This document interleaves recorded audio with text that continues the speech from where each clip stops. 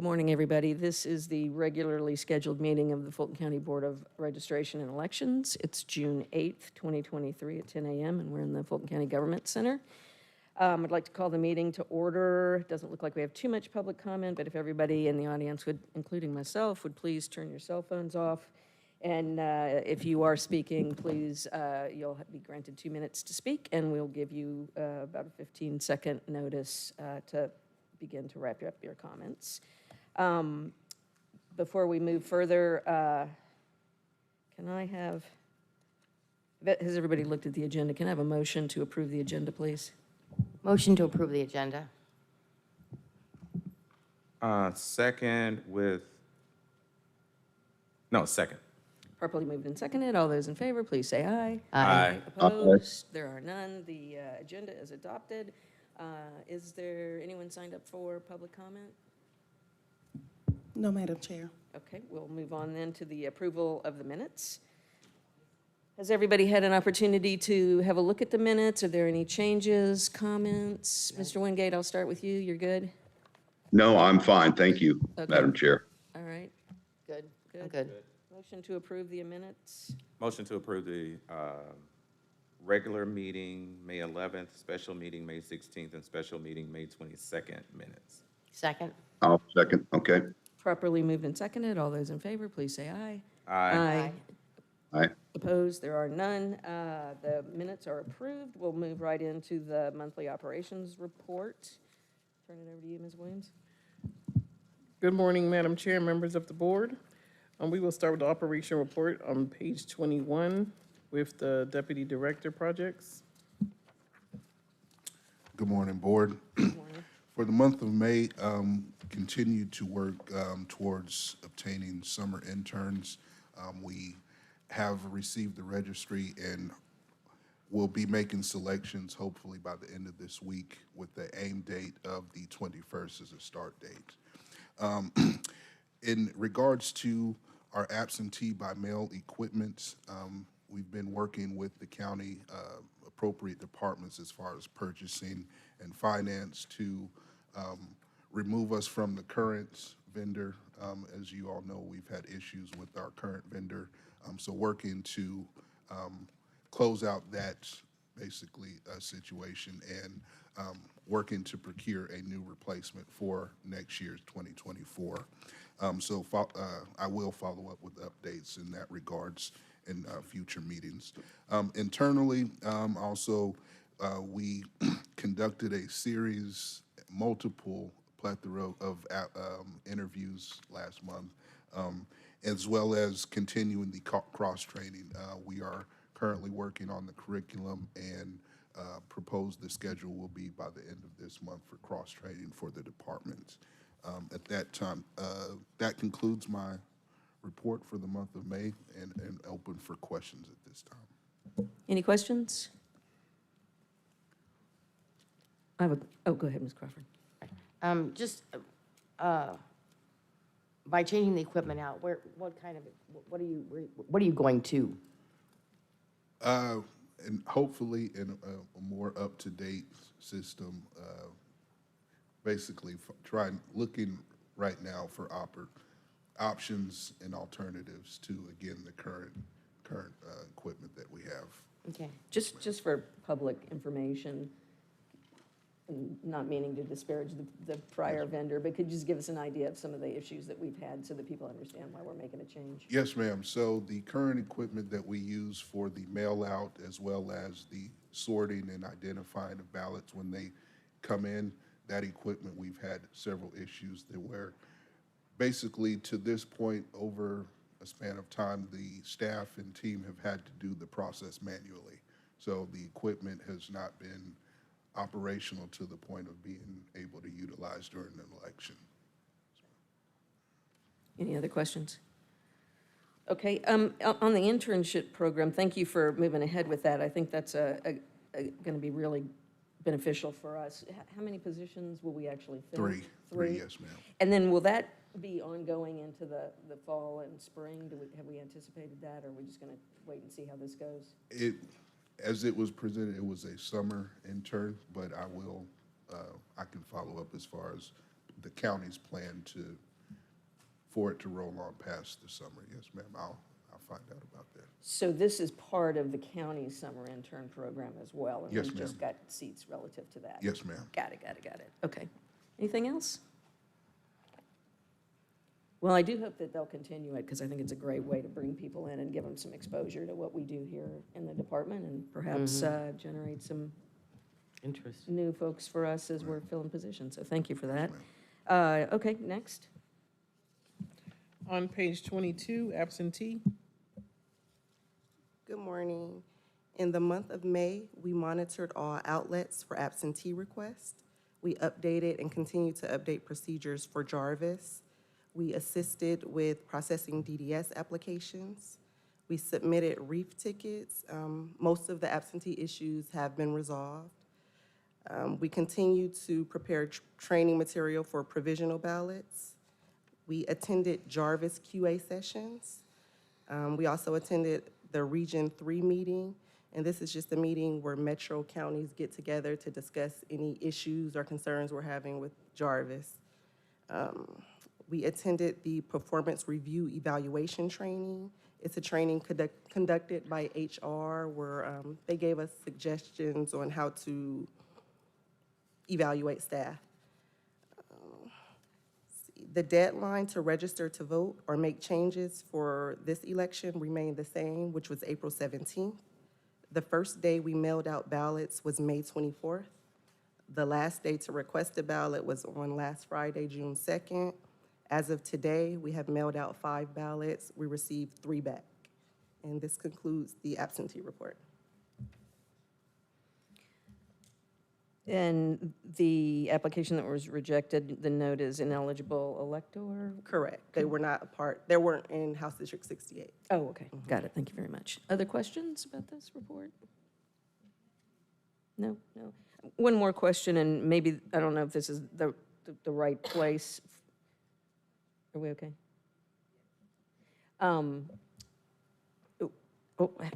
How's the Jarvis implementation going? Are we still pretty far from liftoff, or is there anything to be said about that? Or if it's better talked about in a different section, I'm fine with that. I'd just like to hear an update. No, there's some small glitches with the system, but overall it's been improving. Okay, great, thank you. All righty, we'll go on to the next piece.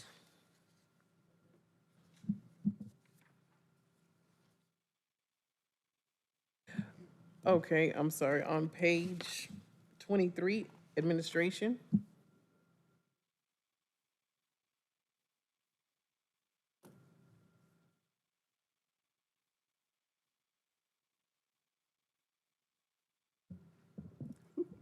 Good morning, Board and citizens. Good morning. For the month of May, under administration, we conducted routine administrative functions such as preparing requisitions for purchase order, submitting invoices for payment. We submitting P-card report, purchase card reports, and travel card reports. We also conducted various HR functions such as biweekly payroll, processing any kind of requisitions for recruitment, and provided any kind of responses for unemployment claims. Updates on our recruitment are as follows. For the registration manager, interviews conducted and the candidate has been onboarded as of today. Registration officers, we conducted interviews and we are expecting candidates to be onboarded by June 21st of June 21st. Administrative coordinator, we were recruiting for 2 candidates. One, we promoted a current employee, so that person is already on board, and the second applicant would be onboarded June 21st. Executive assistant, we conducted interviews, and we should be providing a selection by the end of this week.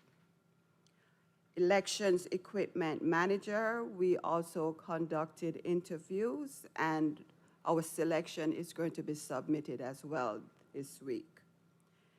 We are currently recruiting for registration chief, and our job announcement has been posted on the county's website and also on Firefly. In regards to intergovernmental agreements, we are presented two for approval today. This is going to be from the City of Atlanta and from the City of Milton for equipment IGA. We are planning to present all IGAs that have been approved by the BRE on the June 21st BOC meeting. This concludes the report for May 2023. Thanks. Questions? We need to make sure on whatever copy we put on file that under the IGAs that Milton is included on there. And I feel like I had another question. Yeah, but I mean on our notes. Any other questions? Do you want to introduce a new registration manager? Yes, I would like to introduce Ms. Catherine Glenn. She is sitting, she wants to stand up and introduce herself. She comes to us from another county within Georgia, and we are excited to have her on board. She is our new registration manager. Great, thank you.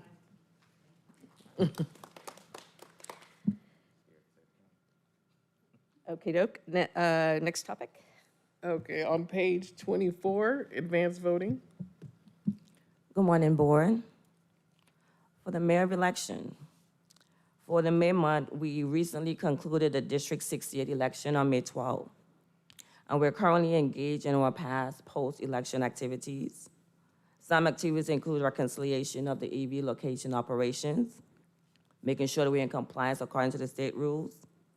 We're also reviewing the assessment of the new implemented cellular poll pads, and we're doing a general review of the EV process. We are in the 6th day of early voting runoff election, and as of yesterday, we have 242 voters that came out for the 68th election. As our continuing improvement process, we did an in-person feedback meeting to gather information on the new cellular poll pad. And attached to your information, you will see the results of what the staff said about the cellular poll pad. We are in the process of preparing for the municipal election. And based on the feedback from the runoff election, we are going to do another roundtable meeting. And based on that, we will continue revising the curriculum, continue meeting with management staff to see the best forum for the new system. We will continue developing our training manuals for the new system, new processes. And of course, we are going to introduce the new part-time shifting option for voters and for staff, anyone who's interested. And we'll continue performing a comprehensive review of our process. And that concludes my report. Thank you, Board. Questions? Mr. Wingate, any questions?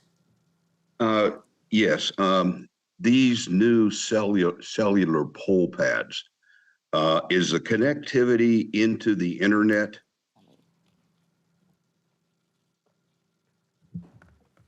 Yes. Given that response, are there proper security procedures and administrative procedures for that? Yes, sir. So the cellular poll pads are managed by the vendor and the SOS in terms of security. On our side, on the county side, we do not have visibility into the security part of the cellular poll pads. All we do is just manage the poll pad themselves, and we have a dashboard, like a console, for us to, I'll say, monitor the poll pads and make sure they're online and they're acting correctly at the early voting location. Okay, well, thank you for that.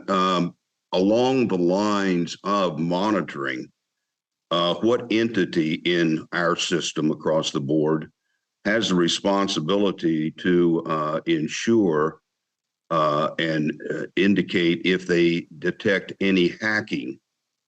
Yeah, again, so that not on our, we do not have visibility into not knowing if there's been any kind of, I'll say, maybe like a cyber threat actor has been, been into the system. That will be a knowing and an SOS question. So what we do on our side is just monitor those poll pads to make sure they're online, and there's not been any issues at the precinct level when it comes to, I'll say, they are assigned to the correct location, they have the correct information on those poll pads, and we make sure they're online.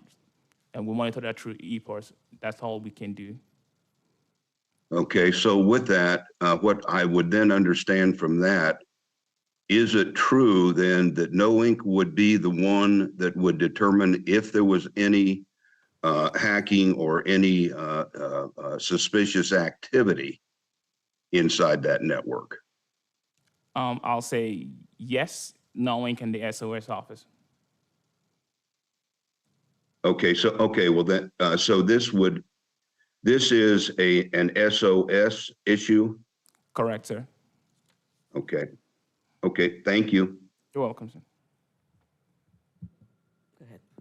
And just as a follow-up to what Mr. Wingate is asking, so essentially the database sits with the Secretary of State's office. The poll pads feed into them. If there are any issues, then what would be the process for the Secretary of State's office of alerting us or alerting you all or alerting Fulton County that there is suspicious activity? Yes, so that's known. We're always in constant communication with the knowing support and the SOS office. So if there's any indication of compromise, they will surely email us and tell us what, they'll guide us on how to resolve that. If we need to pull those poll pads up, it's never happened, but I believe, the SOS will guide us if that happens. So in turn, if someone on our side, on the Fulton County side, maybe noticed something that looked off, maybe it froze for a long time, or it shook, or just something happened, is there a mechanism for Fulton County to reach out to the Secretary of State's office to see if they've noticed anything unusual and be able to communicate back and forth? Yes, sir, and that's the council, I'll say the management council, that's the ePOS. So constantly we're monitoring ePOS to make sure those poll pads are syncing and they're online. Yes, so to answer your question, yes, sir, we do. Okay, And, yeah, thank you. you're welcome, sir. Other questions? Yeah, so just a follow-up question, Dominic. So do we have a process or procedure around that, related to is that like data governance? Yeah, I would say yes. No, knowing. The poll pad, the solar poll pad, is a new device, and I'll say this is the first election that Fulton County will using this solar poll pad. And personally, we've been monitoring the ePorts to make sure if we see anything, unusual, it could be, say, the poll pads are not syncing, like I said, or they're not coming up online or whatever. We reach out to the knowing support system, support office, and they will, look into that for us. That has not happened. It's been working, well. We've had no issues with it, but I believe if that happens, there's always a line of, I'll say, we have a support system, which is one, we have the SOS office and the knowing staff for us to, reach out to, and they will guide us on how to handle that. Let me just conclude by saying that I think it's very, very important that you all ensure that you are making very clear to the general voting population, as we all are aware, that where the security chain of command lies within this new applications, because again, I won't be around, thank goodness, but anyway, to make sure that if anything happens, that this thing does not turn on you all for an apparent reason of it's not your responsibility in terms in case if anything happens, folks. So I just implore you to make sure that it's very, very clear to the general population, voting population here in Fulton County, exactly what that is. Yes, sir. Thank you. And I have one last question. Relative to, because these will be online, what's going to be our protocol if something goes offline? What's the backup system? Yeah, so the backup system, we call the polling location. We ask, sometimes it could be a user error. Then we call the location to ask them what's going on with that poll pad. And if tell us the poll pad's online, everything is plugged, everything works fine on their hand, we'll tell them to take that poll pad out of commission. Then we contact knowing support. But what happens if the internet goes out at the location and they all go down? Is that a possibility, or is there something that's going to prevent that? Yes, ma'am. It's always a possibility. It's technology. Anything, it can go down. And when that goes down, then we have a backup. Are you asking about the procedure or what happens to the poll pad themselves? If it goes down, it could be like a network issue. Maybe they're not getting data connection. So that could be a reason why they're offline. But yeah, there's always a point of reaching out to the knowing support system to let them know what we're seeing on ePars. So this might be a question for Ms. Williams, will then all of the precincts have paper copies? Like, if that were to happen, we can't have the delay of running back and forth. Yes, there is emergency procedures that if the system were to go down, there is a backup alpha list of voters. There is provisional ballots that we would have to utilize. So there is emergency procedures in regards to that. But just to be clear, all 159 counties are using the same system. So the security of that does depend on No Inc. and the Secretary of State for all 159 counties. But there's also reconciliation internally that we have to check e-polls with the physical numbers daily. So that is taking place and is required. Okay, great, thank you. I just want to welcome, Dr. Ruth, thank you for joining us. We didn't see your face for a minute there, so if I missed calling on you at any time, I apologize. Now I can see you now, so I know you're there. But thank you, we're glad you're here. Thank you. And I have a question for Sharon. And from her report, can you talk a little bit about, you held the roundtables, is that correct, Sharon? I did, correct. And did you have any feedback that you could discuss or share? Yes. They were pleased. It was a big difference with, they call it like hands-free, not using paper. The voters love it because they actually interact with the poll pad itself. They actually get to sign the poll pad. They actually saw their signature being signed. The voters love it because it was like a fast process. They can see shorter lines, depends on the elections. Staff like where it is an efficient process where we don't have to deal with going to another program as ElectionNet. So I call it one-stop efficient processing.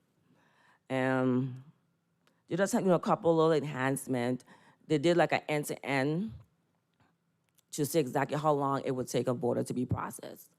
And of course, it depends on the length of the ballot. And the first timing that we did was actually 3.5 that it took a voter. It depends on how long the voter stays at that BMD machine. They did another test. Yes, I asked them to do an updated assessment. It was like 2.1, depends on the voter, and the last one was like a minute. So it all depends on the ballot. I do see a change. I do see that voters love it, my staff love it, and I am looking forward to see us stepping up to that elevated level for the municipal election. It is a change. I think it was needed. So after the next roundtable meeting for the runoff election, I'm going to give you another update and let you know exactly how we are. But it's a good stepping tool. Great, thank you so much. You're welcome. Glad to hear. Ms. Crawford, do you have a question? Oh, okay. Just to switch topics, I'm really glad we're introducing the part-time shift options, just again, for the general audience. This has been something that people have come down repeatedly and asked for. Obviously, with Fulton County having over 3,000 moving parts in terms of our volunteers for elections. It's been a difficult thing to wrap our hands around and ensure that we have the people we need at the times that we need them. So I'm glad we're trying that this year in these smaller elections, so that when we get into next year, which is a presidential year, we'll have some experience with that. But I just wanted people who monitor what we do and watch to know that we've heard you, and we are working on giving people a little bit more flexibility in their services, poll workers. So thank you for that, and I'm sure the board will look forward to hearing how that's going. All right, thank you. You're welcome. Okay, next.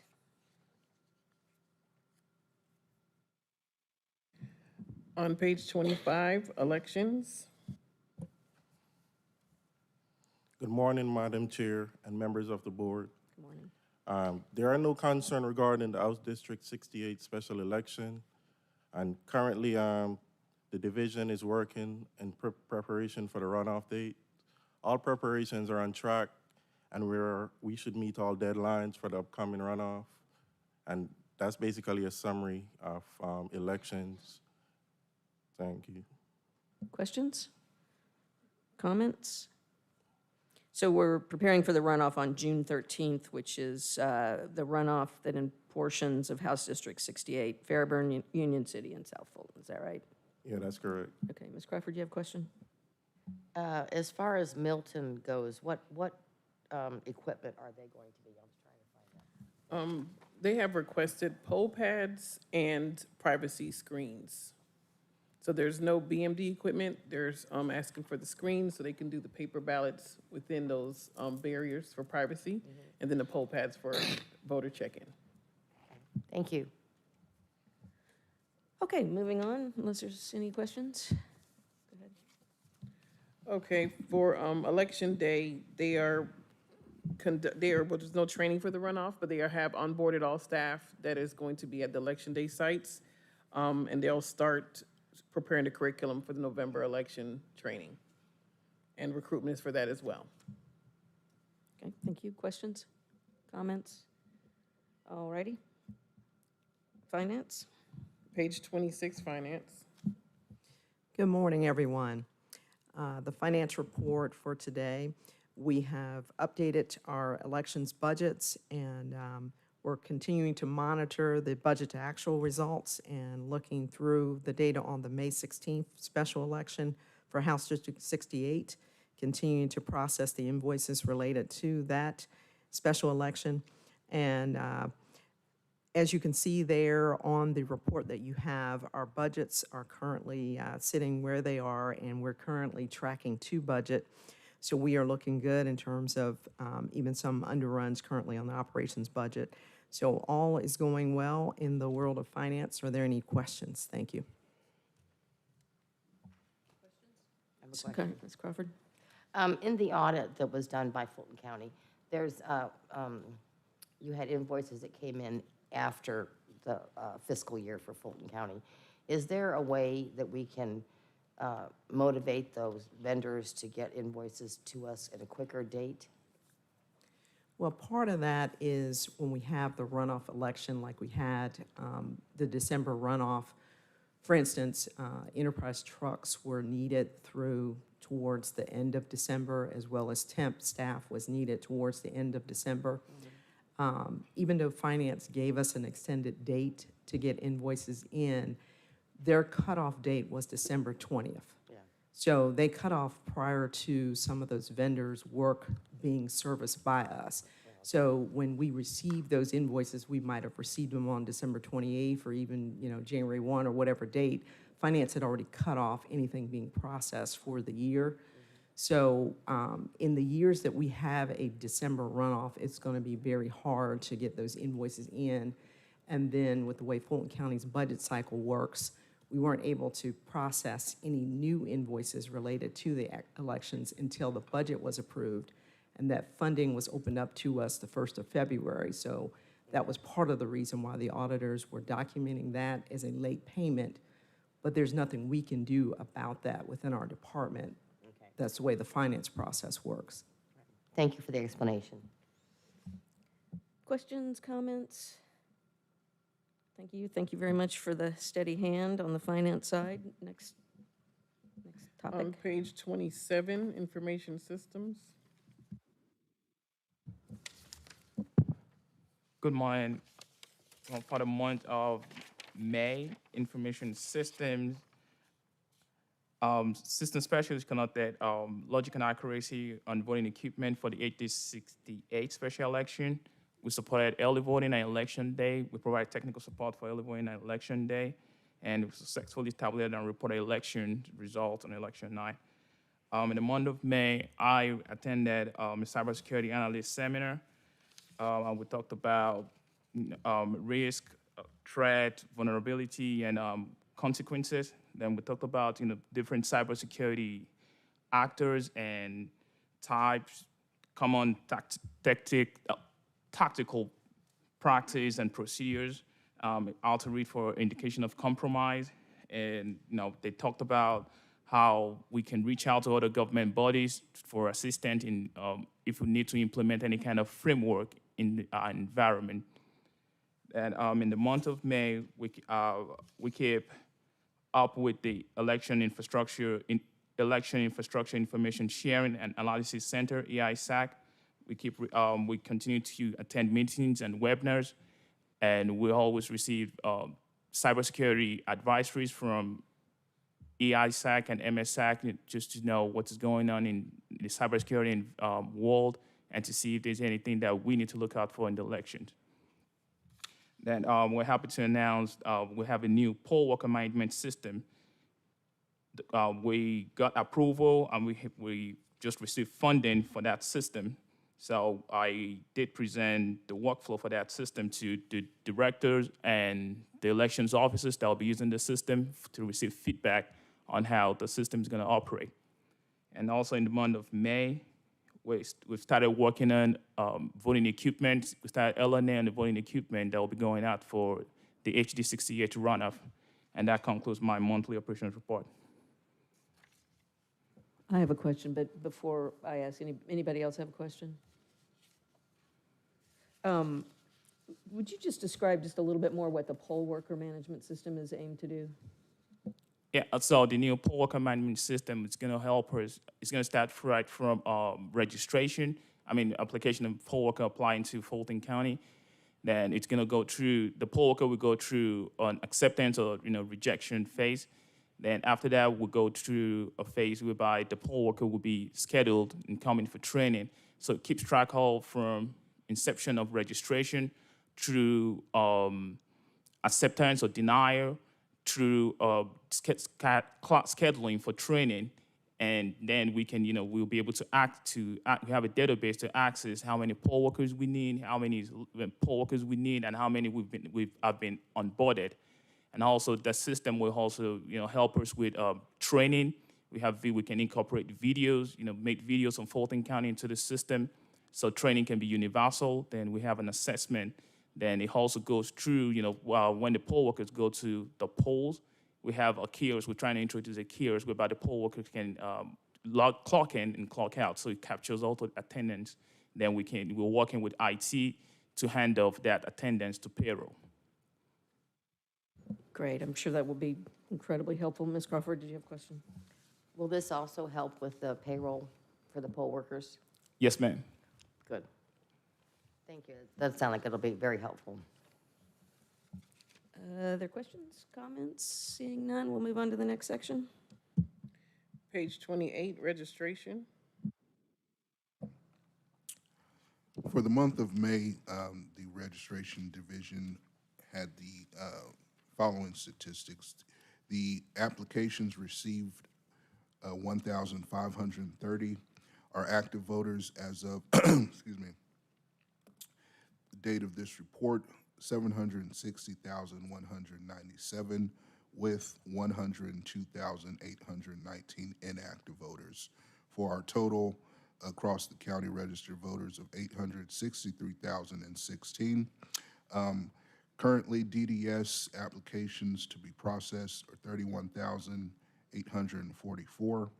Transfers into the county, 1,804, and transfers out of Fulton, 104.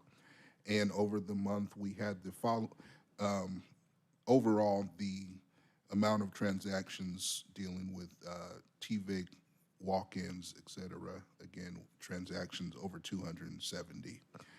In the area of list maintenance, excuse me, for the Fulton County, our Jarvis dashboard, currently we have, as of yesterday, it was 2 records, but at this point, they're at 0. Excuse me.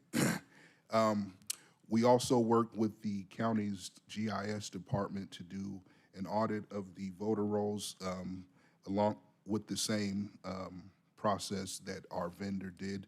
But the GIS report, currently there are addresses not found, 0.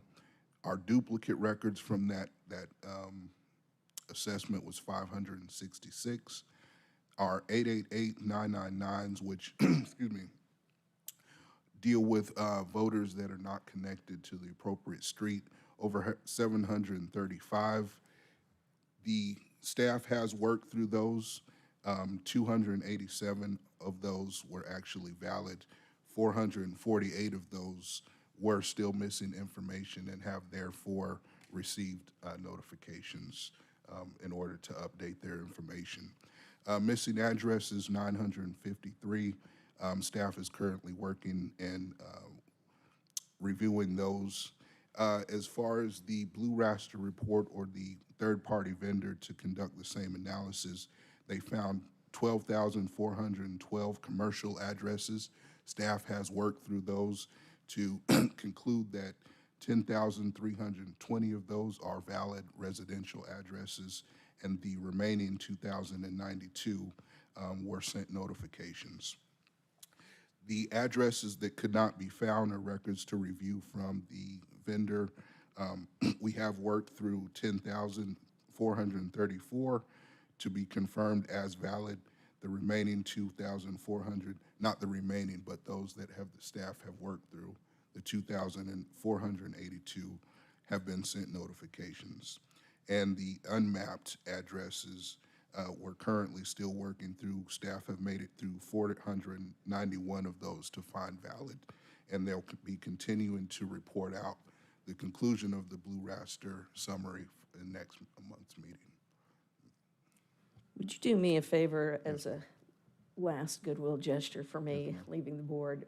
At our, let's say the June 19th meeting where we're doing the election certification, actually, I could do it before then. Would you please send that to me in writing with an updated status of Absolutely. that? I'd like to. Absolutely, yes, ma'am. You know, we asked folks to give us to July 1st to be able to conduct this work, and I'd like to just really look at it and make sure we're proceeding at the level that we wanted to.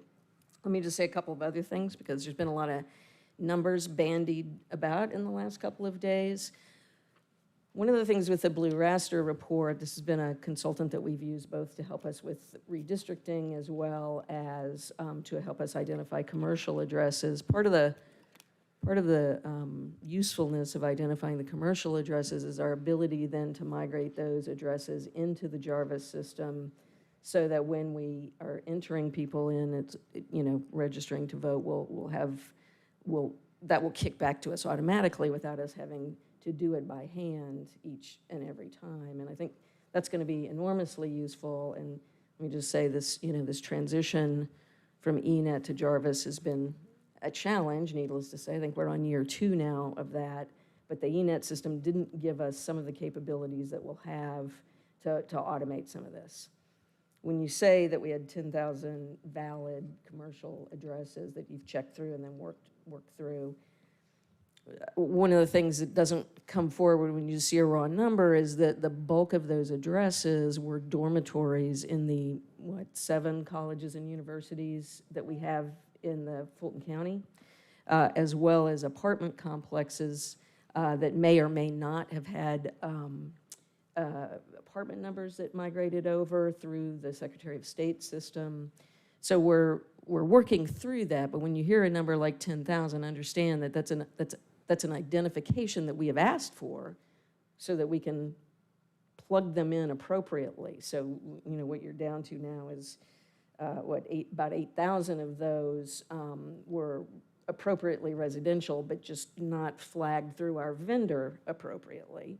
And that's the work that we're doing. So it's complex, but what I want to say about that is when people see a number and then they infer kind of a value or a rationale to it that may not actually be an accurate reflection of the work that's in progress that we have specifically asked for. So I want to commend the staff on responding to this issue. Last year was a bit of a,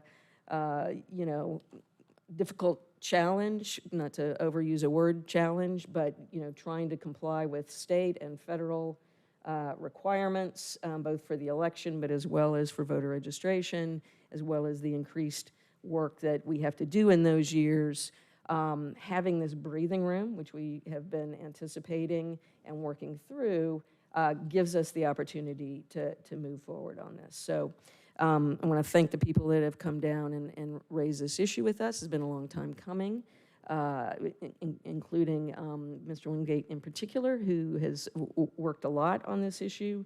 That we're finally getting to the place we want to get to, and I think I asked that we go to July 1st because that was the staff recommendation. So I feel like we're on track. But then what that will allow us to do, there will never be zero, right? There will never be a time when there's not an address to investigate, a voter to notify, or something else. One day we'll be able to maybe find some way to, kind of compare ourselves with the, sort of percentage best practices of other counties here and around the country in terms of, sort of what the mismatch is. But I'm really gratified that we're getting to the place where what we'll be doing then is month to month. I will also say, and I think maybe Mr. Johnson has something to bring to us on this, that when the Department of Driver Services moved from an opt-out system of voter registration to an opt-in system of voter registration, it diminished the number of voter corrections that we received each month, which was a big loss to us. Again, we're such a big county that, a 25% loss could be, 5 to 10,000 voter corrections each month that we would have received automatically from DDS. The challenge also is sometimes we get bad data from DDS, and I'm not calling them out or trying to embarrass anybody, but if somebody has a typo at DBS and then it migrates into our system, it may take us a minute to figure it out. Probably usually when a voter comes and their address doesn't match their ID. Or their, what they think their address is. But anyway, I just want to say thank you for this. I wanted to give an update to folks. One last thing that I feel like it's important to say, there was a tweet that went out earlier this week that identified a boarded up house in Fulton County, and it was said that there were 20 people registered to vote at that house. Ms. Williams and I spoke. I asked her to research that because, again, we take these charges seriously. In fact, there was only one person registered to vote at that address, and there had not been voting activity since 2016. Is that correct? There was two different references on that tweet. One of them only had one person. The other one had 20 people that have no voter history, no voter participation history, but we are researching that matter. So there was two different addresses. Okay. Because we received another tweet update at another point. Great. So again, just,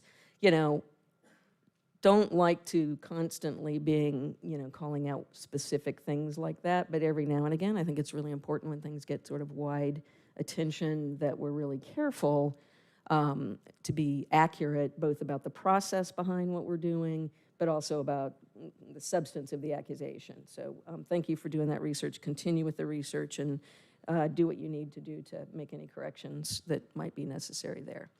I'll conclude my remarks. Is there anything anyone else wants to say on this topic? Mr. Oh, he can go ahead. Mr. Wingate, go ahead. Okay, thank you. I had noticed over the last couple of months, I think that I'm correct in this, we are not, in terms of registration stats, we're not filling or reporting any new registrations to Fulton County, nor are we reporting any removals from Fulton County. Is there an explanation for that? We can add that to the report going forward. Yeah, Ms. Williams, there are certainly line items for those numbers, which we used to have included in the reporting. But I only bring it up today is because it stuck out to me that I had not seen those numbers, in the last few months. So not to say that it's critical, but I think in terms of it's probably important so that there is some balancing to this. At least somebody ever went back to audit it, which should be done anyway. That those numbers are there, so somebody can cross those to ensure that in terms of the lines that are active voters or inactive voters, that there is a balance to that. So I would just implore you to, if possible, to bring those numbers and start reporting them again. Right, there's an asterisk on the bottom of the report that states we experience an incremental implementation with Jarvis system, which has resulted in a significant lag time to receive reports. So there was an issue there with the Jarvis system for them to get those numbers. But I think some of those updates have taken place and you should see them going forward. Okay, well, I just bring it out because I don't know, the shortfalls and the transition to this Jarvis system. But yeah, I think that I think you all should, when you can, is to get those numbers reported again. Will do. Might be a good idea, to Mr. Wingate's point, to perhaps offer the last update you have with a date to it, even though it doesn't comply with the month end that we're looking at, just so people get a roundabout, but with lots and lots of caveat that it's a delayed response. And we've had that problem now, well, in the 2 years I've been here, it's been a consistent problem, kind of getting quick turnaround so we can sort of see where we are. Again, hopefully when the Jarvis system comes online, but I'll remind people that this started January a year ago, and so there's still work being done to make it fully functional. But I know we've criticized you before for being late with having sort of lag time data, but on this particular instance, perhaps just note the date, and we'll take that under advisement. Other comments, questions? Oh, Mr. Johnson? So I don't know if you had an opportunity to see it just yet, but there was a report I heard it on the radio this morning, and then I looked it up while we were sitting here, but the Center for Election Innovation and Research, the chair kind of took what I was going to say. Shouldn't have told her. Sorry. But what it talks about is the increase and the dramatic rise in voter registrations because of DDS and people going to when they get their driver's license, they're automatically opted into voter registration. There was a time period that you had to opt in, and it was a decline. They actually have a chart on here, and there was a decline, but then they went back to automatic registration.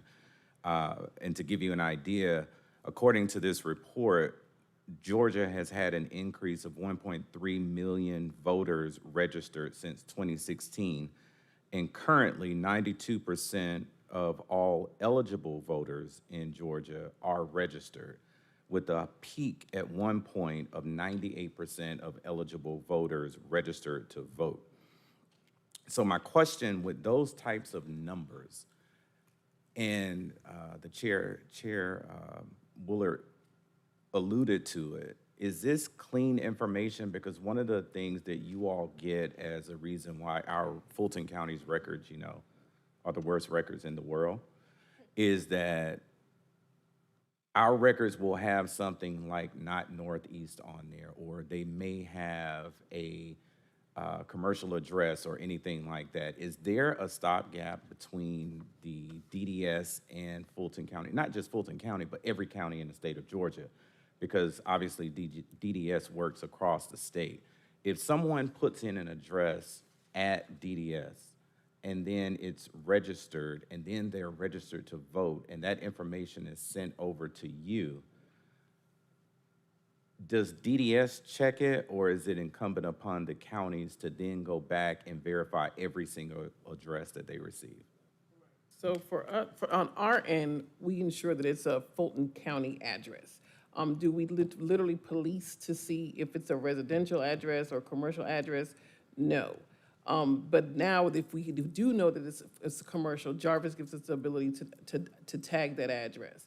But if somebody comes registered to vote, they turn in their address information. That is what we're trusting that the voter has given us. We are not obligated to police every single address to see if that's their actual address. It's impossible for us to knock on every door to say, do you actually live here? And of course, voters change their addresses. It's up to the voter to update their information. But I'm trying to, hopefully I'm answering your question. Oh, yeah, you are. So yes, but we make sure it's actually a Fulton County valid address if it's flagged as such, because the system does do a check to see if it's actual address. I'm hoping Jarvis now will be able to tag it if it's a homeless shelter, whether it's a, commercial. Those type of features are going to be enhanced in that system, but we're trusting that the voter gives us correct information. Okay. So I appreciate that. And the second thing is, I had the fortune, I think, of seeing a part of the commission meeting yesterday. And one of the things that I've noticed, there was a lot of conversation about a lot of things as it related to elections. But I thought that one thing that needed to be outlined is that it seemed as though a lot of people have a confusion between what an illegal voter is and someone who's not registered properly. And correct me if I'm wrong, an illegal voter is someone who intentionally goes to a precinct to vote when they know they're not supposed to, or something to that effect. But someone having a registration that's not proper, that's not an illegal voter. Correct. Is that correct? That's correct. So if you're missing northwest or northeast on your address, you're not an illegal voter. Our concern is to make sure that it's the person that they're getting the correct ballot. So just like if you're missing northeast, you're going to most likely still get your mail to the correct address. You're going to get the correct ballot on our end. So our job is to make sure when that person shows up to vote that they have a valid ID, that they are who they say they are, and that they're getting the correct ballot. So that is not an illegal voter. Anybody who has been tagged as an illegal voter would be something that SOS handles on their end. And this is an unfortunate one, but we have 3 weeks of early voting and we have absentee voting across the state of Georgia. And in that, if somebody were to vote and unfortunately pass away before actual election day, that's not an illegal voter either, correct? It is not. It is not an illegal voter. If that person passes away and if somebody cast a ballot in their name after they are deceased, then that would be illegal. But if that person passed away and they're still on the rolls, before we get those vital records, they're not illegal. But that answers your question. Okay, it does. And my bigger question was about DDS and the process for getting records over from DDS, and whether or not there is a cleanup at DDS, or is it incumbent upon the counties to do it? But thank you very much. Other questions? Mr. Wayne, Ms. Yeah, Crawford, very, very quick. Go ahead. I'm sorry, very quick follow-up to that line of questioning is going through the work that is being done now, thank goodness, by the registration department. Clearly from the last board meeting, I think we finally determined that the large majority of these records that are being looked at fall more into what we determined to be called a challenged voter registration. My interest in this at the last moment here, and as of today, again, is when we're doing this maintenance, so-called maintenance work, are we also looking at those records to determine the voting history from those particular maintenance items? And I ask that because I think it's important that what that may help to show is, in terms of these, I'm going to call them errors along the line, wherever that may have been, wherever that may have originated and ultimately was put onto our voter registration file. Do we have any earthly idea, or can we have any earthly idea have we had any votes that have taken place on those records? And that may not go back a decade or so, but I'm talking more in terms of the recent elections. So yes, we do research that. So for instance, the 24 persons that were mentioned in the tweet, we researched those 24 people. They have absolutely no voter participation history. And for challengers, and sorry, Dr. Roof, I will use you as an example, for a person that was challenged because there was not the Northeast or Northwest on her address, she still received the correct ballot. She still voted at the correct precinct. There was no reason for her to be challenged because the Northeast. I don't think that was the intent of when they made that law. But nevertheless, when we receive those challenges, we have to treat them as such. But to answer your question, yes, we do research the voter history. On our end, we want to ensure the person has received the correct ballot and they're able to vote in our county. And we have not run across anything fraudulent from the challenges that we have received to date. Okay, well, okay, fine. I think then that, is something going forward that you all should report because, my belief has always been that, yes, there are these errors that need and have been needed to be corrected for many, many years in my experience, that now we're finally getting to that. But I think for those that, are questioning and will continue to question, what that is doing, that showing that out of these many records that are challenged and have been worked, this is where we have found that there has been no voter activity, or if there was voter activity, why? Because, and as in Kathleen's situation, she in court, that, they're obviously legal voters and did vote, and that was legitimate. But, if there are any in those records, and there's tens of thousands of the damn things, that, if there's anything that, got passed through and somebody voted on those records, I just think that needs to be made clear. And then conversely, what we've done about it. Because, me going forward, I don't know whether I'll be in Fulton County or not, but, me going forward, I'm always going to be interested that, every vote that is, that has been cast and has been counted is a legitimate vote. And I don't believe hopefully there's no one, that would ever be opposed to that or would not want to know that.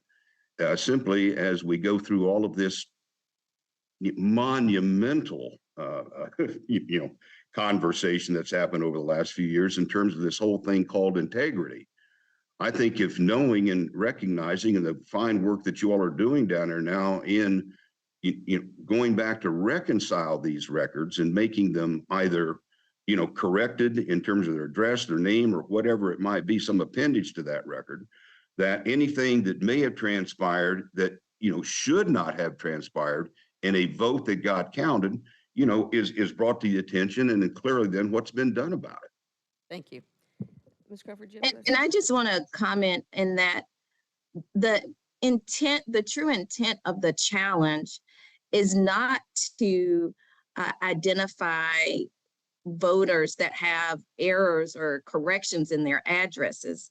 It's to identify voters that may be ineligible to vote in Fulton County.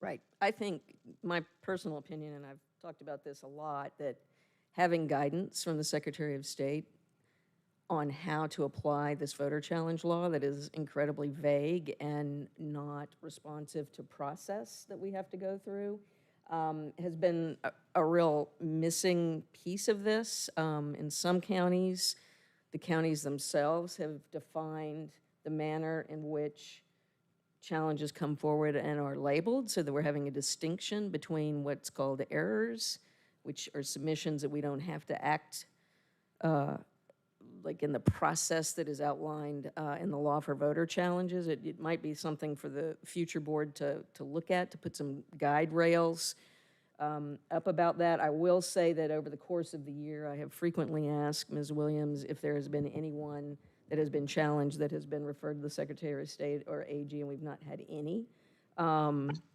That doesn't mean that there may not be something, that happens here and there, and that would be appropriate for the voter challenge on singular instances, which would be quite helpful to us, but we've not seen that. And so, thank you for your comments. Hopefully, y'all will continue to, point out if somebody's being referred, but that should come as part of the debate and the discussion about a challenge if we have found something that requires an investigation, that would be part of the dialogue, but we've just not had that. I thought Ms. Crawford had something to say. Quick. I just have a question. As far as us using Garvis and the abilities that we're going to have with it, and we get input, that we get data from other departments in the state. Will Garvis also signal back to DDS that this is a commercial address? Or is that incumbent totally upon us to notify? I believe it's my understanding that it's upon us to tag it, but I'll get that clarified and let you know. I can report back to that. Okay, because I'm just wondering, how, if the systems are speaking to each other, so. Question I can find out. Thank you. I think it's time to move on. One last quick question, and Okay. I apologize for that intrusion, but with regards to the SOS and the continuing use of ERIC, are we regularly getting updates from the SOS regarding this ERIC file?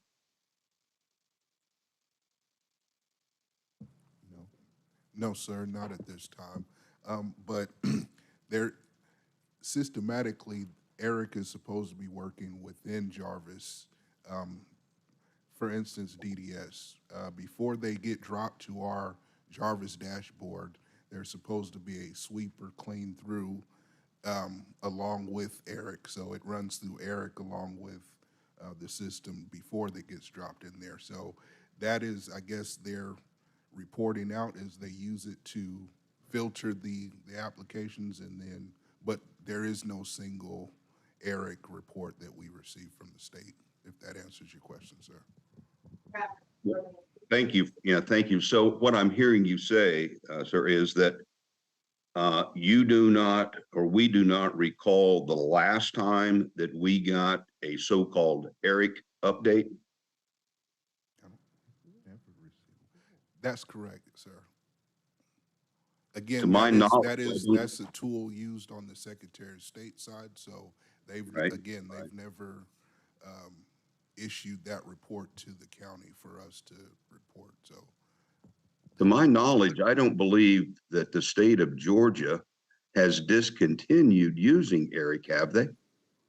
No, sir. No, some states have. I've seen a couple of clips over the last several months where, and I can't quote the states, my apologies for that, but I have read a couple reports where some states made a decision to discontinue using this particular service, but I hadn't read where Georgia did. So it'd be kind of interesting to find out, since you haven't received any of this, we'll call it, an ERIC file update, be interesting to find out why not. Yes, sir. But Patrick, Yes, ma'am. the SOS, my understanding, they use ERIC to generate the file that they send to you, Correct.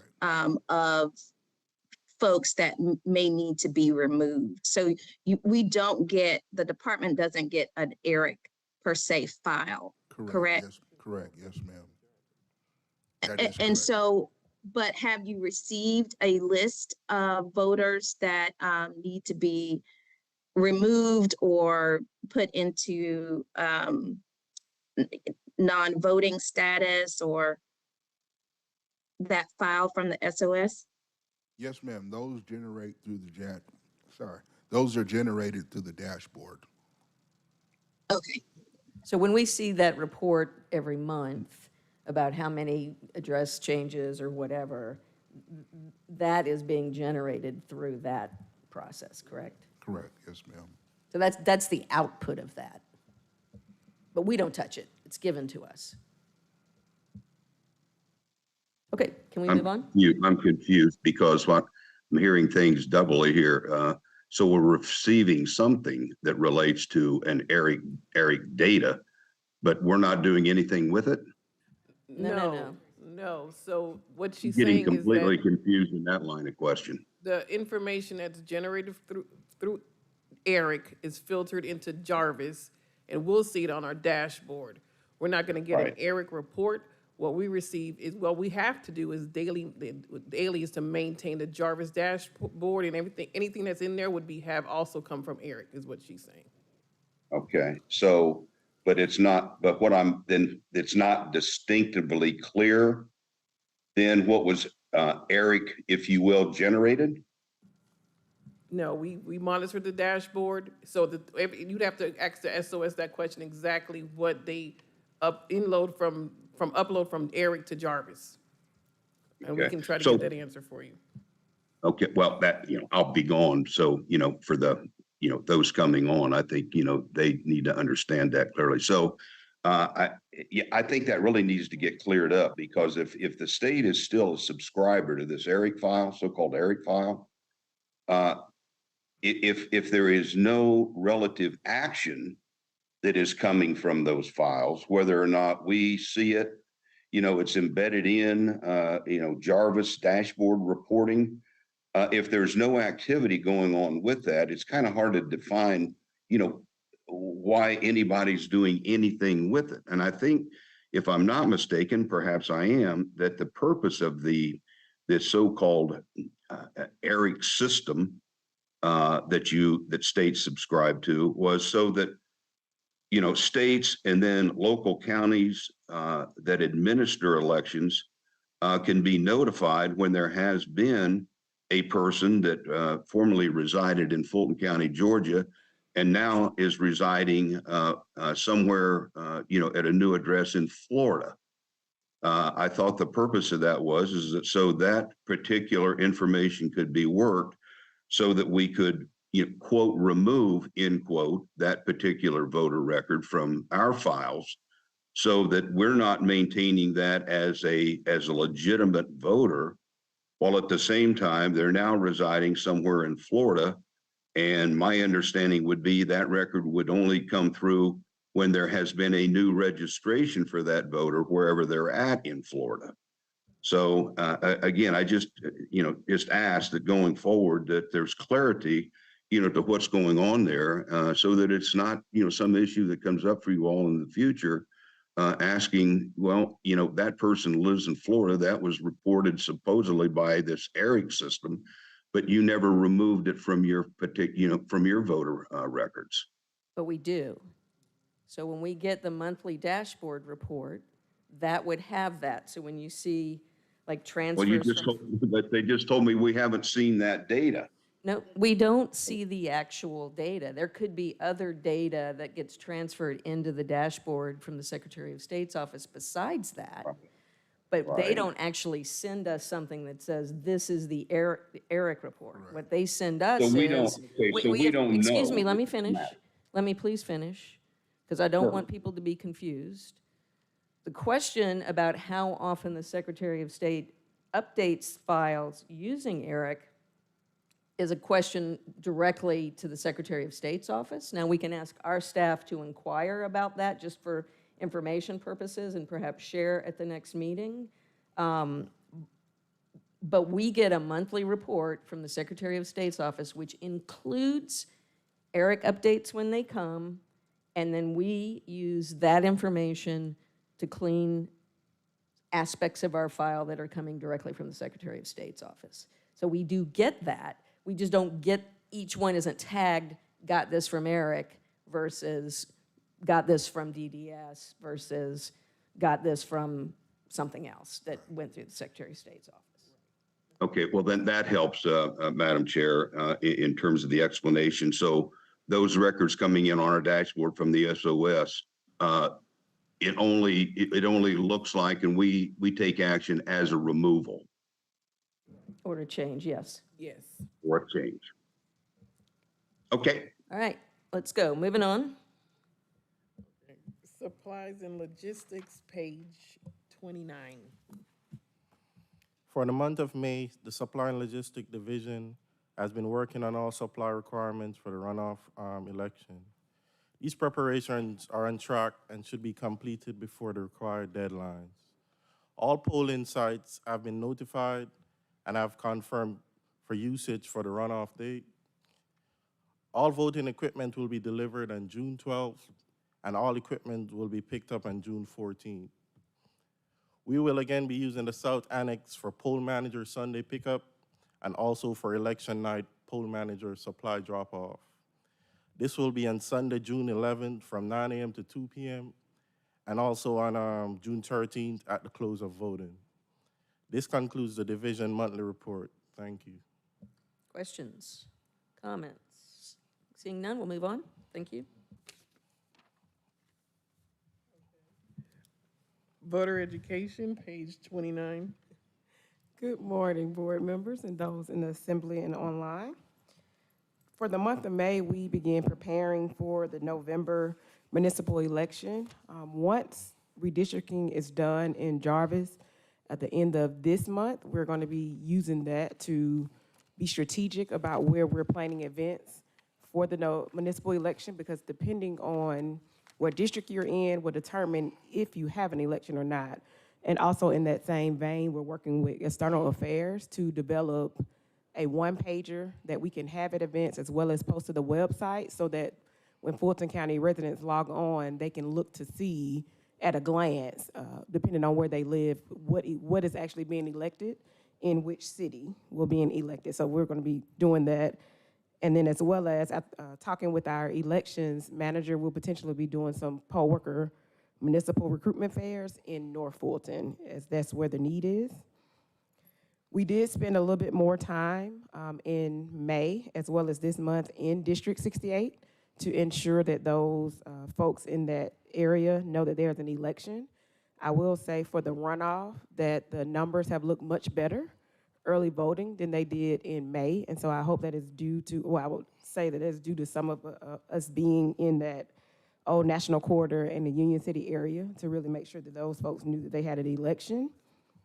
We also are working with the registration department this past month, assisting with DDS applications and scanning of voter registration cards.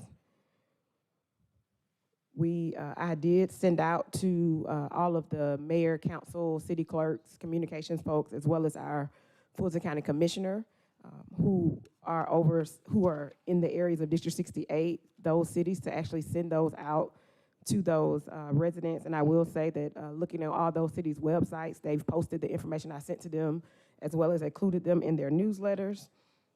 And I put that in there to be specific that in the months of May and June, you will see more events in that South Fulton area, but we are still doing events across the county. But you will see a little bit more efforts dedicated to that District 68 area to get the awareness out about the election. And then we're still finalizing other promotional items that we'll be able to use in the future for our upcoming events. And then, of course, we're still doing deputy register trainings for those who need to be registered. We are working with school board as well as some of the administrators in Fulton County and Atlanta Public Schools to, when school starts back up in August, to really start doing those voter registration drives. As we know, the presidential primary is going to be early in March, and registration deadline will be in February. We were trying to start early versus later to make sure folks have their information updated, as well as we'll be starting back with our senior centers. They've already started requesting for the municipal election that we start coming back in August, when they start requesting, when they can start requesting absentee applications. So we're working on all those things right now. And that concludes my report. Questions? So everybody's looking at your maps. Thanks for the visuals. I don't see any questions, so thank you so much for your hard work, and thanks for getting a head start on those high school students who are going to turn 18 and vote in their first presidential. I think that's important and exciting for them, so thank you for that. Next topic. That concludes the operations report. Thank you very much. We'll move on to the approval of the City of Atlanta IGA. Yes, so we are seeking approval of the intergovernmental agreement with the City of Atlanta. It is the Atlanta Public Schools races, and we are seeking approval for that to conduct their election. Okey doke. Anything we need to know specifically about that that might be different or unusual? No, there are some at-large positions, so it would be the entire city of Atlanta. Questions, comments? Is there a motion? Motion to approve. Second. Properly moved and seconded. All those in favor, please say aye. Aye. Aye. Opposed? There are none. The motion carries. Thank you. Next one is the IGA for leasing equipment from the city of Milton. Yes, the city of Milton will be conducting their own election, but they are requesting leasing of equipment for poll pads and privacy screens. So we're seeking approval to have the IGA approved for the city of Milton leasing equipment. I have a question. I see on my file copy on the second page, item 3.2, number 2, there's a blank in terms of how many days before and after the election they'll pick up and bring back the equipment. Are we going to fill that in, or? Yes, we'll ensure that's filled in before it's completely executed. So it'll be completely executed by approval with the Board of Commissioners? Is Yes. that right? Okay, great. Any other questions or comments? Mr. Wingate? Yeah, just minor.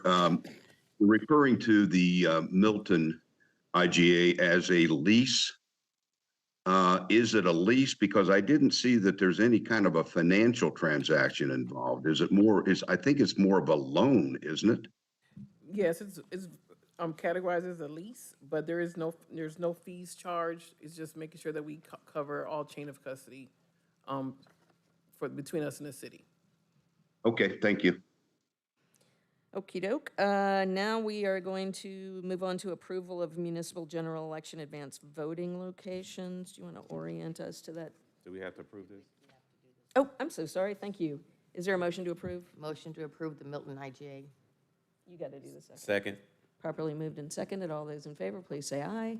Aye. Opposed? There are none. The motion carries. Thank you. All right, moving on to the next thing, the advanced voting locations. Hi, good morning, board. In front of you, we're asking you to we're proposing 14 advanced voting locations to be approved today for the municipal election. Alpharetta Library, we're gonna have a drop box. Barkhead Library, we're gonna have a drop box. C.T. Martin Recreation Center, drop box. Chattahoochee Hills City Hall, East Point Library, drop box. East Roswell Library, drop box.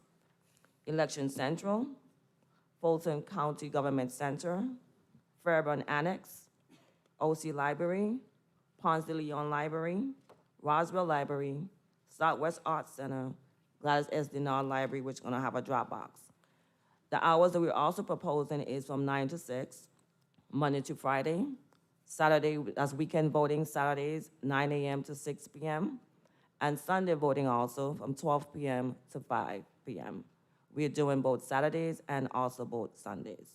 And this is for your approval. Thank you. Questions, comments? Did you have something, Ms. Crawford? Nope. Okay. Is there a motion to approve? Motion to approve. Second. Properly moved and seconded. All those in favor, please say aye. Aye. Aye. Opposed? There are none. Motion carries. Thank you. Next, approval of proposed amendment to BRE bylaws. As our last bit of, for those of us who are outgoing, tidying up of the bylaws, one of the things that we have discussed is just making sure the language of our bylaws, and let me just say for people watching, our bylaws are the operational agreement among BRE members about how we conduct our business. Right now in our bylaws, relative to when we hold meetings, there was a specificity about certifying elections at 10 a.m. on the Saturday following an election. That is no longer really very practical for us because we oftentimes have midnight on Fridays as a deadline for absentees and other things to come in and get counted. And so the turnaround is just too quick. So we are changing the bylaws, and we have discussed this. It was kind of finally distributed amongst ourselves on May 22nd to meet the 15-day notice for a bylaw change. I'm just going to read that little paragraph so that people know what we're doing. Under Article 3 meetings, Section 1, This is the language that exists, except as provided herein, the board shall meet monthly on the second Thursday of each month at 10 a.m. This meeting, that's my words. Additionally, the board shall meet at 6:30 on days of elections conducted by the department to oversee election returns. That is the current language. Then what it follows to say is, and at 10 a.m. on the Saturday following election to certify election results. We are striking at 10 a.m. on Saturday, and it will say, and on a date and time following any such election and prior to the Secretary of State election certification deadline to certify new word election results. So all we're doing is striking the specificity of 10 o'clock on Saturday to add language that says we will do certification following the election prior to the Secretary of State's deadline, whenever that may be, because sometimes that has changed, from a consistent sort of Monday after the election to, if there's Monday's a holiday and things like that. So that's just a minor change to make sure that our language is not out of date. Is there any discussion relative to that? I think so. Seeing none, if there's a motion to approve. Motion to approve the proposed amendment to the Board of Registration and Elections bylaws. Second. Properly moved and seconded. All those in favor, please say aye. Aye. Aye. Opposed? There are none. The motion carries. Thank you very much. Appreciate y'all's help with that. Okay, approval of precinct changes. Madam Chair and members of the board, we are seeking the approval of 12 Election Day polling relocation effective for the November 7, 2023 election. All locations have been advertised and the proposed facilities have been surveyed for handicap accessibility. Upon approval, impact voters will be sent notifications of the relocation via postal mail. Also, as recommended by the board, our voter education division will make every effort to hold voter education events in the surrounding area to ensure voters are informed. The 12 relocations are as follows. Precinct 02 L1A, relocated to the Lutheran Church of the Redeemer. Precinct 03N, to the Simpson Street Church of Christ. Precinct 04T, to the James Orange Park. Precinct 08G, to the Cathedral Towers. Precinct 08M, to the Buckhead Library. Precinct 09B, to the Springfield Missionary Baptist Church. Precinct 10R, to the C.T. Martin Recreation Center. Precinct 12L, to the Adams Park Library. Precinct AP01B, to the Alpharetta Library. Precinct AP07B and Precinct 07C, to the Alpharetta Elementary School. Precinct FA01D, to the Fairburn Baptist Church of Fairburn, to the First Baptist Church of Fairburn, and Precinct JCO2 to be relocated to the Northview High School. This concludes the polling site relocation request.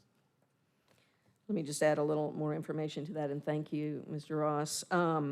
The 7 of these are, the facility was unavailable, and that's the reason for the change, and 5 of them are precinct mergers as a result of the work of the staff to ensure that we're maximizing the utility of our space and resources. Any questions or comments to that? I just want to make sure that the changes we make as far as the merging of the precincts is going to go into 24. Yes, so Okay. that is our goal. Those will be permanent changes. Wonderful. Okay, thank you, ma'am. Assuming that the facilities make themselves available, yeah. Exactly. Okay, is there a motion to approve the precinct Wait a minute, changes? just for clarity. So you're saying that, for instance, Coretta Scott King, well, I'm gonna go to New Beginnings. New Beginnings Senior Center will be merged and we will now use First Baptist Church. So in 24, you will not use New Beginning. That is correct.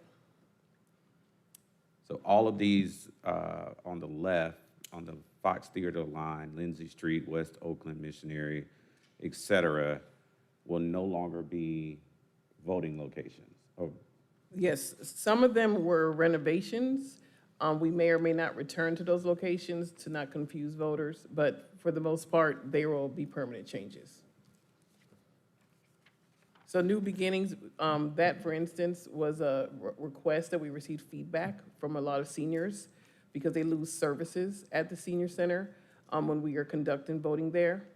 But they did want something within the city of Fairburn. So we worked with the city of Fairburn to secure the annex, which is less than a mile from the senior center. That way they can have the senior center open and we can also have voting in the area. Okay, just want to be clear, because For advanced voting purposes, but for election day, it is still be in the same, it's very close to where they vote currently. Okay, thank you. Motion? Oh, sorry. I just want to make sure that the public also understands that the changes in places of facilities aren't something that are beyond our control. If the facility is not open to us, then we have to change where the polling location is, so. Thank you.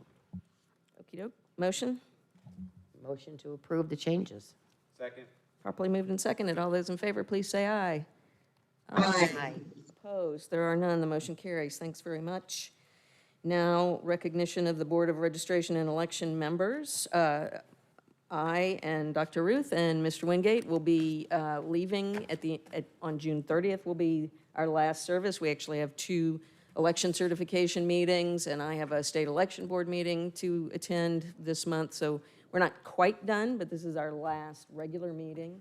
I'm going to take the chair's prerogative and have the last word on this subject, but I'd like to offer Dr. Ruth first and then Mr. Wingate the opportunity to say anything you'd like to say.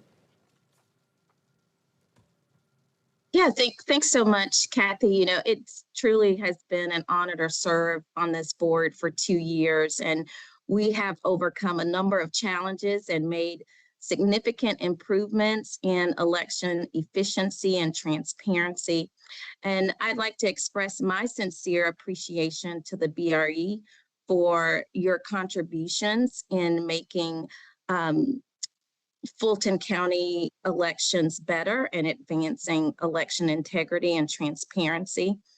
And I also want to especially thank my board colleagues for the bipartisan way in which we've worked together on getting some hard things done. And to Nadine, you know, I am so confident in your leadership in moving the election department in a new and invigorating direction. And I just wish you all the best. Thank you. Mr. Wingate? Well, I will probably, to most people's delight, I don't have an exit speech prepared. What Kathleen just said, I think I will echo very clearly.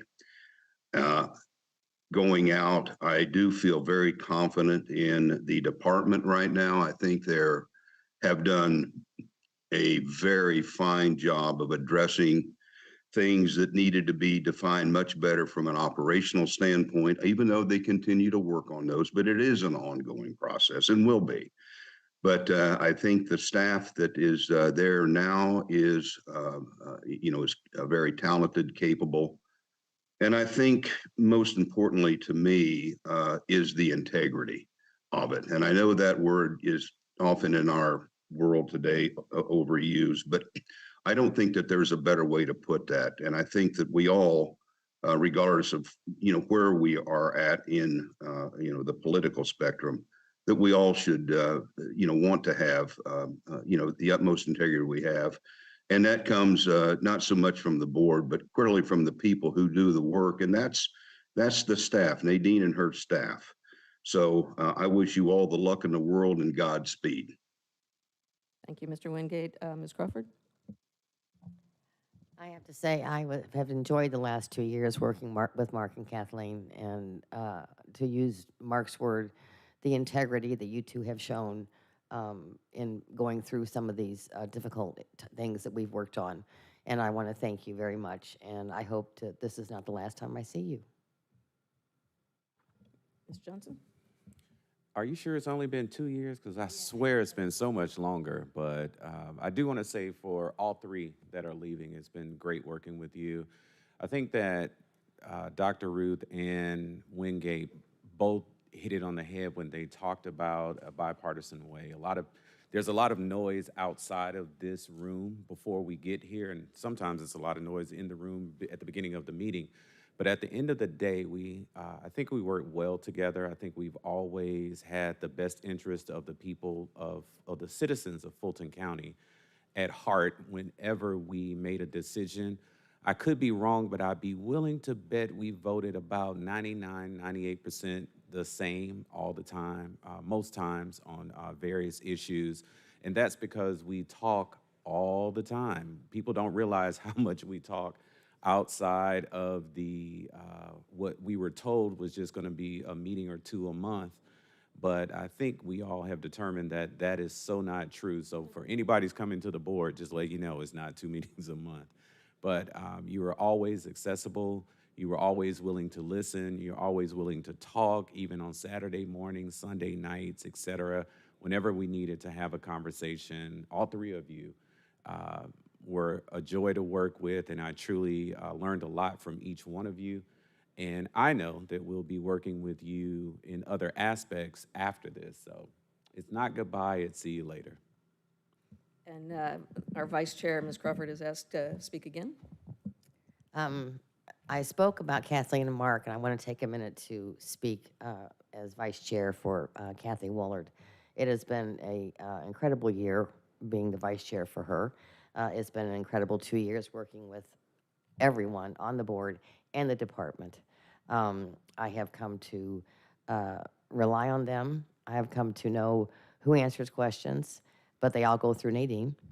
But I want to thank everyone for everything. But Kathy, I want to thank you for the time and the efforts you've put in these past 2 years as our board chair.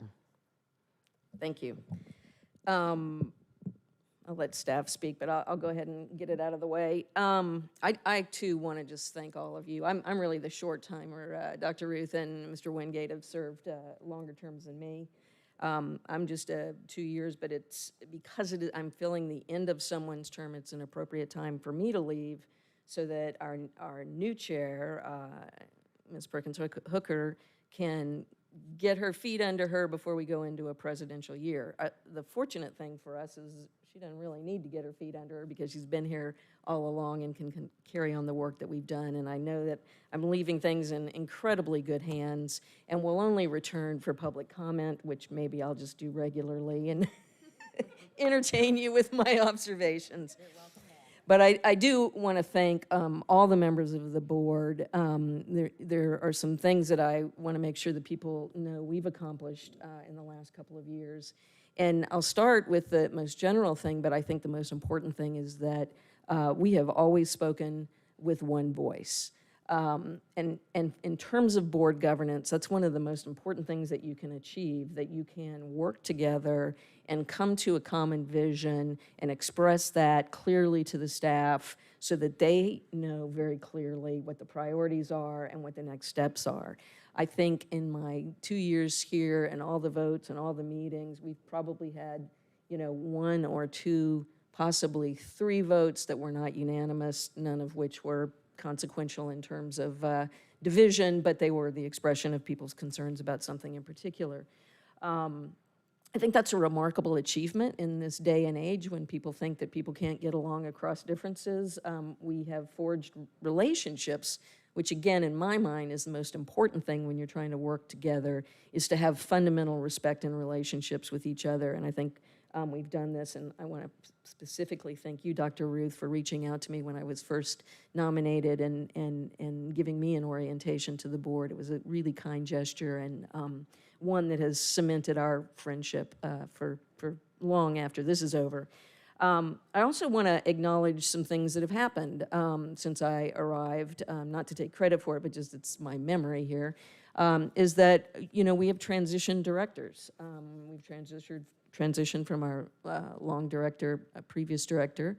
We did 2 nationwide searches, not 1 but 2, and we had the opportunity to observe our former election chief and now our director, Nadine Williams, in the course of a very long and difficult election year, during which time she was independently analyzed without necessarily us thinking specifically about her, but both the State Performance Review Board and the Carter Center observed our election processes through two primary and runoff in general and runoff last year, and concluded that our operations were well done, and that, while, as Mr. Wingate said, there are always things to be done and always improvements that could be made, we had the opportunity to watch you work last year and to decide that you were indeed our choice right here, and again, a unanimous decision, and one that I think all of us are proud to have made, because you continue to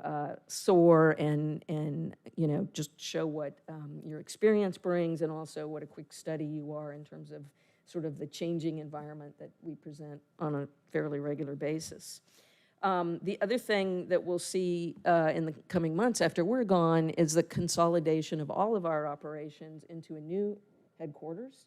That's a Board of Commissioners action, but it is one that I think will continue to professionalize our operations, that will give us increased security, because all of our operations will be located in one place. And I'll look forward to coming for the grand opening tour, but that move, for those who've been following this, will happen in July, and expect that by the fall elections, y'all will be working from that particular space. Want to make sure that I say, and then on June 20th, I and Ms. Perkins-Hooker will appear at the State Election Board, where I hope that the determination will be made to lift the performance review that has been going on for 2 years, with no findings that I see that would cause that not to happen, and frankly, for me, would be a really important step forward for us to continue the work that we're doing, the improvements that we're doing. Last, I just want to say that I think that one of the things that this board has done really well since I've been here, and probably before, is to provide the opportunity to give people some insight into what happens in elections. We have a lot of bosses, right? We've got the federal law, we've got the General Assembly writing laws, we've got the Secretary of State issuing regulations, we have a state election board that has determinations and that I think will have an increased role in the future. We have a Board of Commissioners that approves and disapproves of things that we do. We have the general public that has insight, as well as media that has comments. And so anything we do, as you've seen in the conversation today, is influenced by lots of moving parts that go on behind this before the result gets expressed. And I just want to thank everybody for continuing to educate people about the process, because it's sometimes easy to take a conclusion and kind of miss a point. I'll share a story that you don't care to hear, but I'll share it anyway. When I was a teenager, I sat down with one of my relatives and I gave him a very detailed and specific explanation about why I needed a new car, because my engine wasn't working right. And he listened very patiently, and at the end of it, he said, "It's quite clear you have no idea how a car engine works." And so I think that, to the extent that we can help people understand how the car engine works, we'll all be better off for that. So thank you all for your cooperation. I really want to thank the staff. You have educated me, you have embraced me, you've been responsive to my requests and to those of the staff. And it's just been a pleasure to work with you, but it's now time to turn over the gavel to Mrs. Patrice Perkins-Hooker to take this on. But thank you for the opportunity to serve. I appreciate it. And I'll turn it over to you, Ms. Williams. Okay, so on behalf of this strong team of managers, staff, temp, and permanent that comprise the Department of Registration and Elections, we want to sincerely thank our board chair and board members for their service to the voters of Fulton County.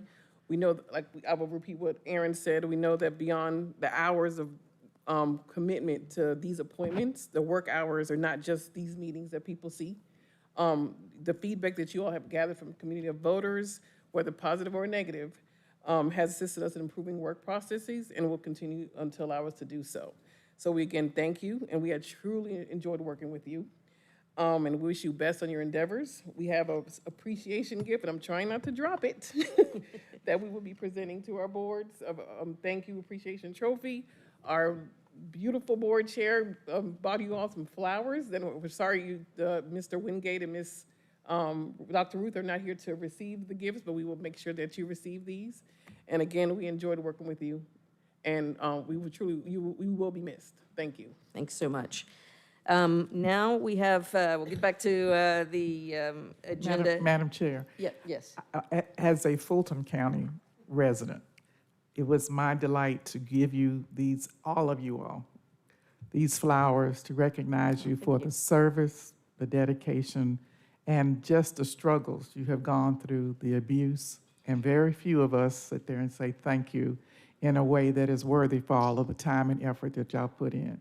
So as a Fulton County resident, not necessarily your incoming chair, and not necessarily as your county attorney, your attorney who's working on behalf of the county attorney's office to provide assistance. You've done a phenomenal job. I'm proud of all of you all.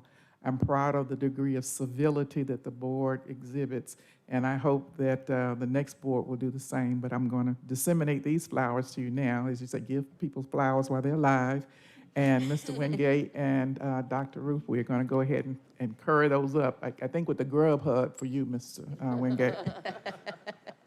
Yeah, Mariska thought I was being serious, so I think this morning I had to alert her that, yeah, no, that's Wingate kidding. No grub hug. Thank you. Ooh, and they smell Thank you so much, Patrice, for this kind gesture. I really appreciate that. Thank you. These are beautiful. I'm gonna tell my wife we gotta take a picture together now, so she knows where I got them from. Thank you very much. We appreciate that. They do smell great, don't they?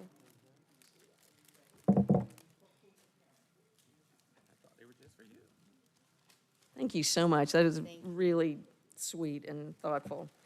Now, back to the business at hand, unless somebody else has anything they want to say. We can't just go home now?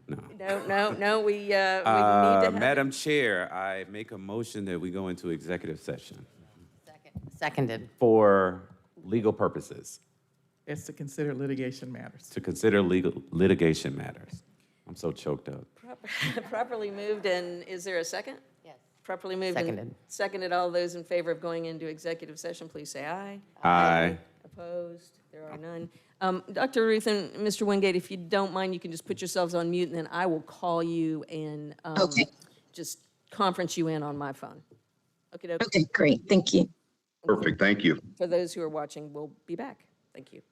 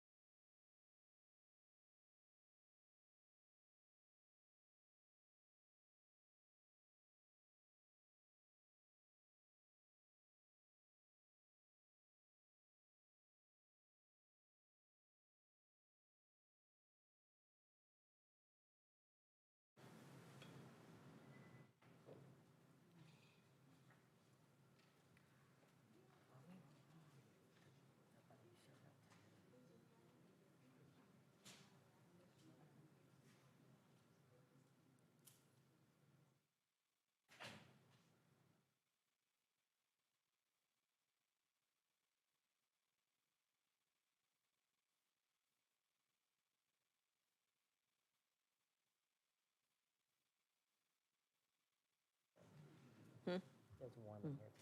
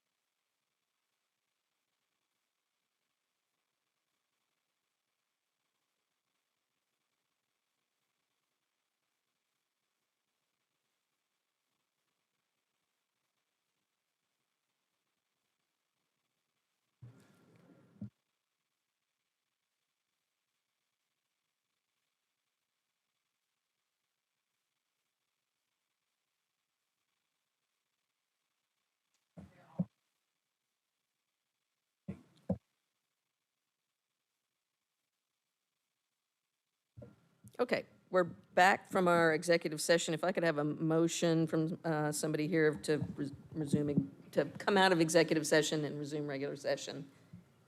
Motion, Go ahead. motion to come out of executive session and resume regular session.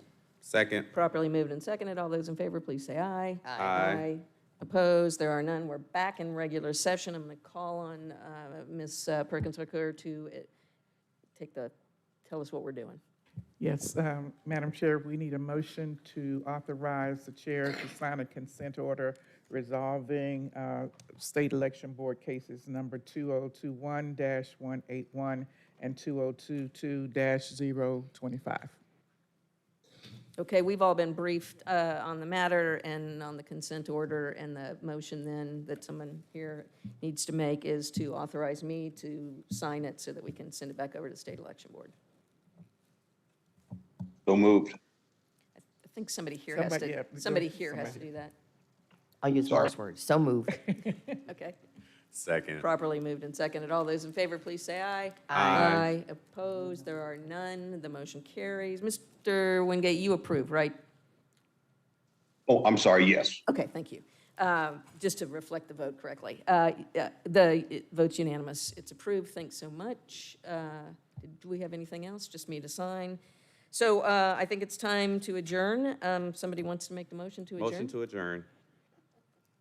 Second. Properly moved and seconded. All those in favor, please say aye. Aye. Opposed? There are none. The meeting is adjourned, and Mr. Wingate and Ms. Dr. Ruth, I'll eat your lunch for you. Thank you very much. Thank you. Thanks so much. Thank you. Farewell to everybody. Farewell. Bye-bye. Bye.